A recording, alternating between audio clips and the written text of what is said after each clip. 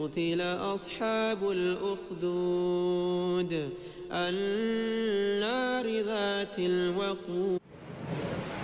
السلام عليكم ورحمة الله وبركاته. Waalaikumsalam.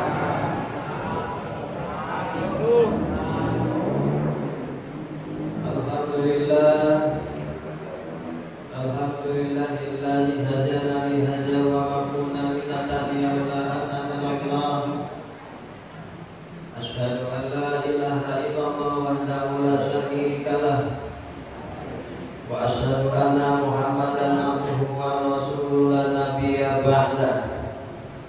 Allahumma shalli wa sallim wa barik ala sayyidina Muhammadin sallallahu alaihi wasallam wa ala alihi wa sahbihi ajma'in wa ba'du. Qala Allah ta'ala wa fa'astakul qa'ilin. A'udzu billahi samil alim minasy syaithanir rajim. Bismillahirrahmanirrahim. Iqra bismi rabbikal ladzi 'alaq. Khalaqal insana min 'alaqin. Wa qala Rasulullah sallallahu alaihi wasallam, Iqra'ul Qur'ana yati yawmal qiyamati syafi'an li ahbabihi. Sadaqallahul azim wa sadaqa rasuluhul habibul karim. Bapak, Ibu, Saudara yang dimuliakan Allah Subhanahu wa taala, alhamdulillahirabbil alamin. Kita memasuki malam ke-21 sholawat tarawih. Ya. Ini malam 21 di atas malam pertama maksudnya. Pahalanya kata Allah seperti pahala orang yang tarawih. Di malam 21 ini Allah membuatkan istana di surga dan cahaya. Allah buatkan surga, istananya di surga dari cahaya yang terawih di malam 21. Salawat dan salam kita aturkan kepada baginda Rasulullah sallallahu alaihi wasallam, seorang nabi yang sangat kita muliakan. Sebagai penolong kita, insyaallah kita mohon kepada Allah Subhanahu wa taala, mohon diberikan syafaat oleh baginda Rasulullah sallallahu alaihi wasallam atau pertolongan di yaumul qiyamah nanti. Kuncinya beberapa waktu pernah saya katakan, kuncinya memberikan syafaat itu mudah. Banyak sholawat, insyaallah Rasulullah akan ingat kepada kita, maka kita akan termasuk orang yang mendapatkan syafaat dari baginda Rasulullah sallallahu alaihi wasallam. Amin.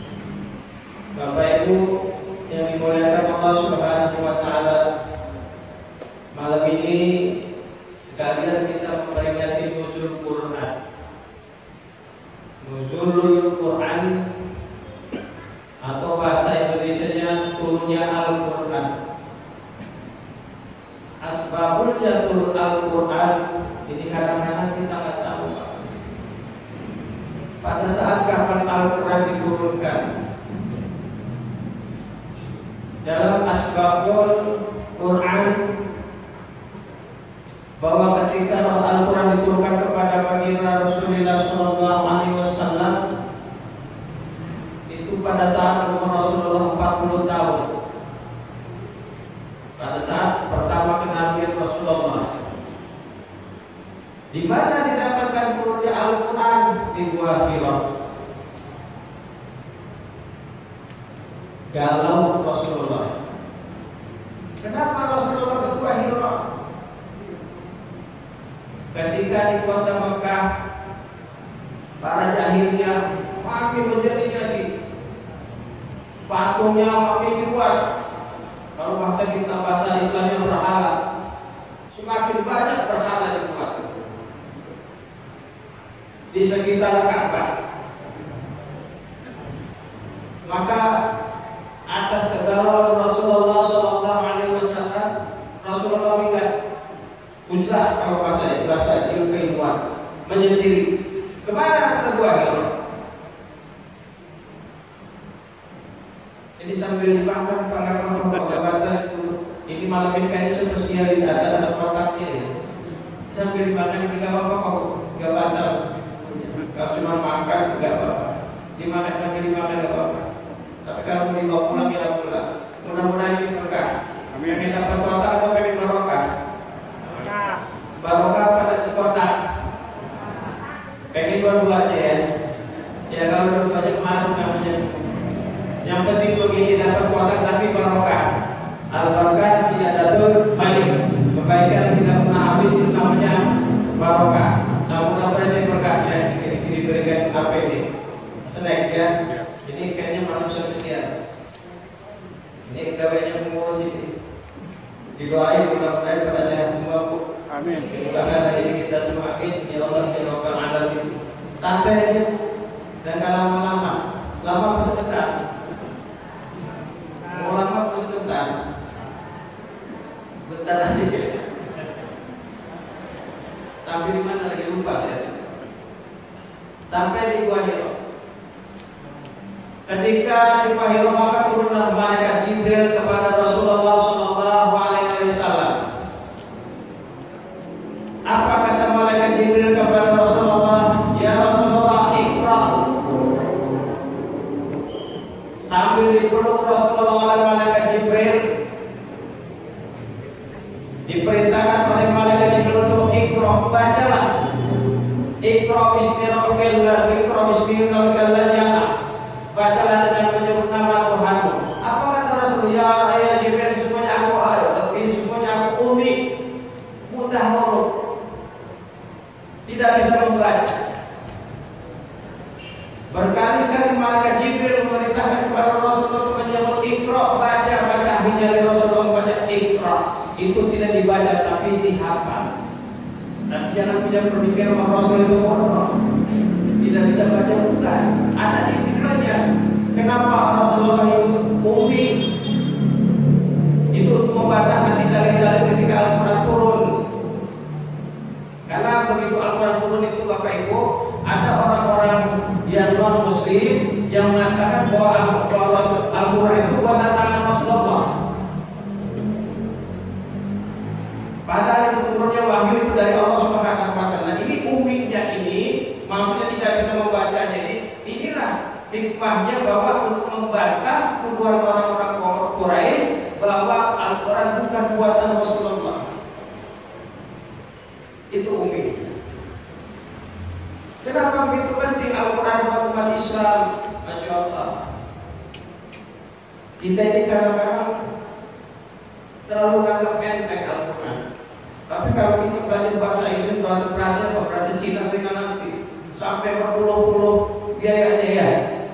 Bahkan tahunan anak kita di sekolah komputer belajar bahasa Inggris, walau biayanya itu kan 10-an. Sekarang ini mungkin jutaan. Dimerah-merahin Bapak Ibu. Lantas kalau belajar Al-Quran, ya Allah ya Rabbi, biayanya nggak seberapa, kadang-kadang masih tidak diambil biaya, nggak ada yang menitipin. Padahal itu bekal kita di akhirat nanti. Itu bekal modal banyak untuk dunia berani, tapi modal akhirat nggak berani. Ini yang gampang. Titipin anak kita di TPA. Ngomong dia masih ada TPA, dititipin, nggak perlu bayar, gratis. Itu bekal akhirat, bukan hanya akhirat, dunia akhirat. Dunia berani, masa akhirat nggak berani. Itu juga penolong kita nanti yang berjawab Bapak Ibu. Siapa yang lagi memberikan syafaat kepada kita kalau bukan anak-anak kita, kalau bukan Al-Quranul Karim.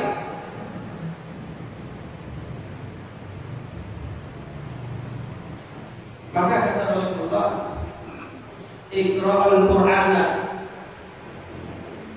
Ya, kita disuruh baca Al-Qur'an. Iqra'ul Qur'ana. Bacalah Al-Qur'an kata Rasulullah.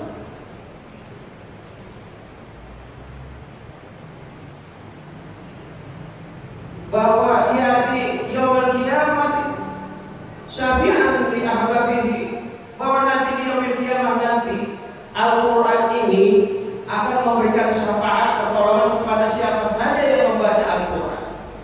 Jadi jangan harap kita mendapatkan syafaat Al-Quran kalau kita tidak pernah belajar membaca Al-Quran.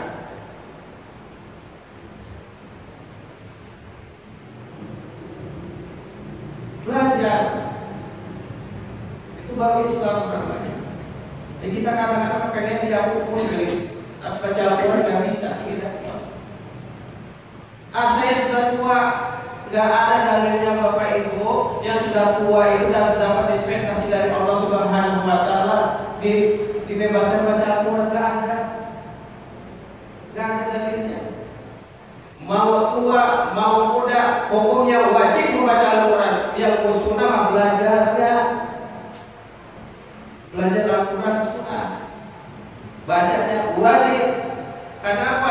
Karena di alam bacaan kita ini akan kembali nanti namanya alam kubur. Pasti dijajah Rabbana subhanahu wa ta'ala wa yastaqimul, kata Allah bahwa kita nanti akan mati, nggak ada yang bisa nunda-nundanya, nggak pula ada yang bisa mendahulukan.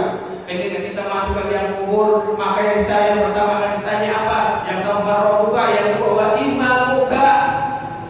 Itu pasti. Siapa imammu? Lah, pegang Al-Quran enggak pernah kita mau bilang itu Al-Quran imam kita.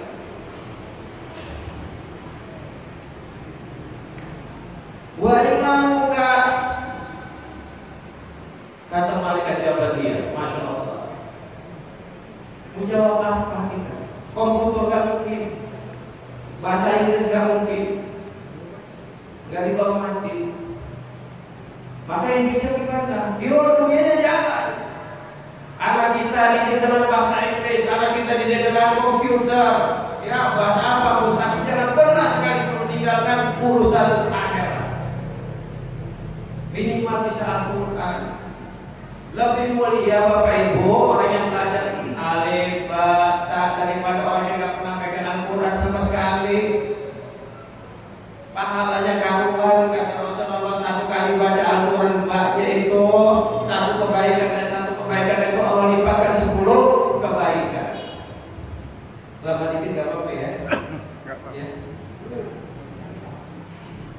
Sampai diminum Pak, santai. Jadi saya cuma ingin tadi kita sama-sama ingin, kita sama-sama masalah. Mumpung bulannya bagus, ya. Mumpung bulannya bagus, berkali kita sama-sama bersama kepada Allah. Dan tatkala kita masuk ke alam barzah, maka di dalam kitab Tanbihul Qaul dan Tanbihul Ghafilin itu diriwayatkan bahwa ada 4 cara kita akan selamat di dalam alam kubur. Yang pertama apa? Sholat, jaga sholatnya. Nah ini berkaitan, ini nggak bisa nanti 4 ini kita nggak akan bisa disahkan. Nanti kita tafsirkan, kita uji. Lalu yang kedua apa? Yang akan menyelamatkan kita di alam barzah, orang yang gemar membaca Al-Quran. Hobinya baca Al-Quran, bukan hobi catur, bukan hobi gaple. Pulang subuh, buka Al-Quran, dapat ya Allah, kamu sudah baca Al-Quran. A'udzubillahi minasyaitonirrajim. Bismillahirrahmanirrahim. Alif Lam Mim. Shadaqallahul azim. Boleh. Untuk ngebiasain melatih. Untuk melatih kebiasaan kita setiap hari subuh baca Al-Quran. Besok lagi subuh buka lagi Bismillahirrahmanirrahim. Jalika kitabul la raiba fihi hudal lil muttaqin. Shadaqallahul azim. Enggak apa-apa. Besoknya lagi begitu nanti akhirnya kebiasaan kita. Yang tadinya cuma 1 baris jadi 2 baris, yang tadinya 2 baris meningkat jadi 3 baris, begitu seterusnya. Ini kita buat seperti itu di program ibadah kita. Lah kamu baca mau film, nonton sinetron, Masya Allah. Kadang-kadang sinetron Nabi itu, oh ya baru. Waduh, daripada kalau melihat ibu-ibu betah berarti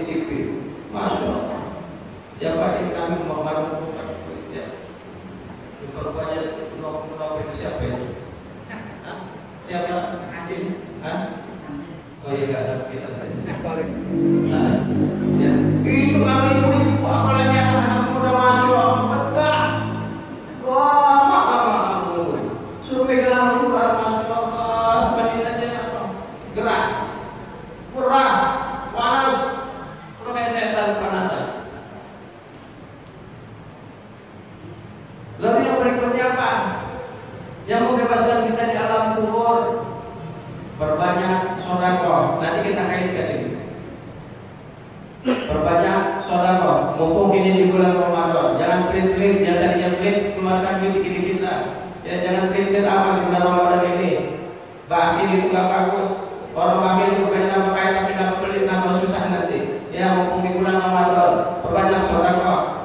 Ini apa? Kalau kita di alam kubur, kalau kita ini selama di alam kubur, pegang ini empat-empatnya. Yang terakhir apa? Kata Asma Kati, perbanyak zikir. Apa zikirnya? Subhanallah walhamdulillah wa la ilaha illallah wallahu akbar. Ya seperti kita habis sholat kita pakai. Apa kaitan dari pertama sampai terakhir sholat? Sholat kalau nggak bisa ngaji percuma. Di mana kita baca Al-Fatihahnya? Iya. Gak akan diterima sholat kita kalau kita nggak ngaji. Yang mana hak besar, yang mana hak kecil kita buat, kita terawas saja udah repot. Gak ketemu. Karena sahnya sholat itu bismillahnya harus benar, Al-Fatihahnya harus benar.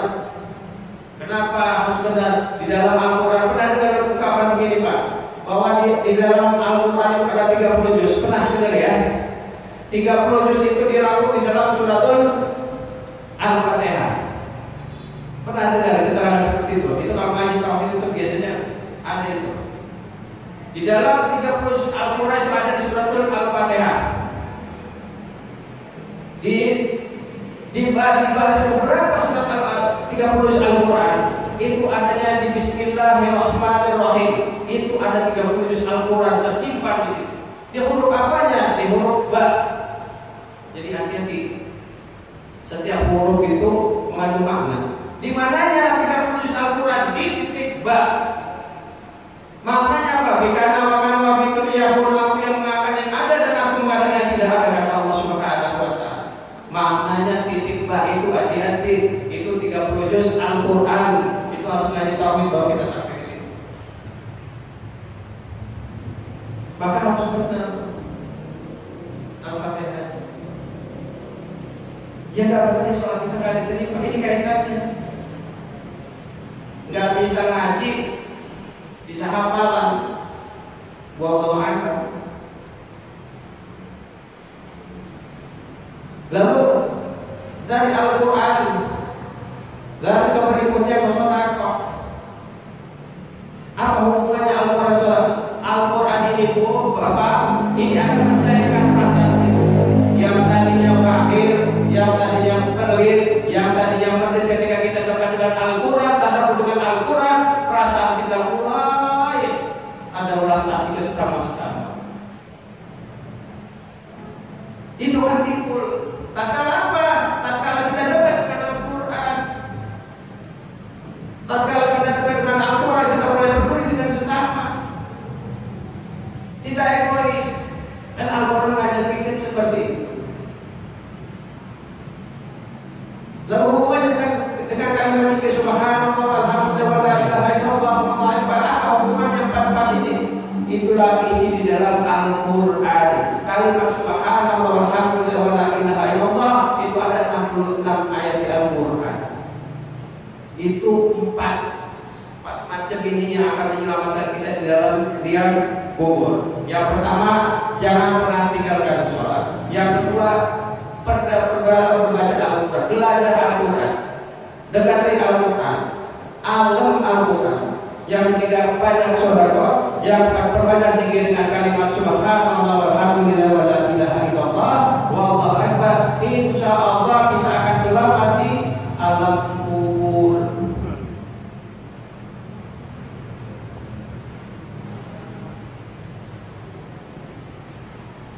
Bapak Ibu sekalian dimuliakan Allah Subhanahu wa taala. Mumpung, jadi jangan kita berpikir kita sudah tua, kita nggak belajar Al-Quran lagi. Ustaz banyak yang pintar ngaji banyak, aja ke rumah kalau malu.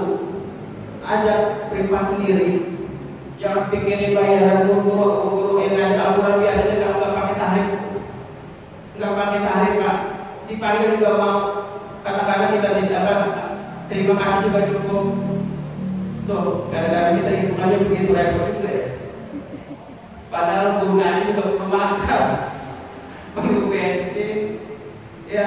Yang lagi kalau merokok perlu ngerokok. Ucapan terima kasih dikatakan Masya Allah. Kasihan kadang. Ya, jadi mumpung waktu kita masih banyak, mumpung kita masih diberikan umur oleh Allah Subhanahu wa Ta'ala, yuk kita dekatin Al-Quran. Jangan malu belajar Al-Quran, karena salah satu yang akan memberikan syafaat itu adalah Al-Quran yang kedua adalah syafaat Rasulullah SAW.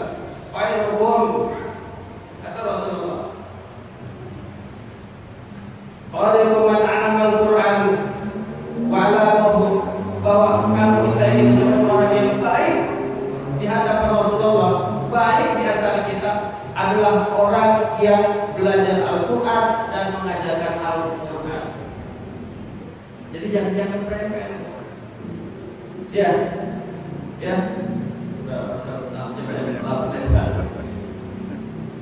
Saya tadinya mau sampai jam 9, pada pulang semua nanti. Makanya saya lupa kalau saya kadang-kadang lupa.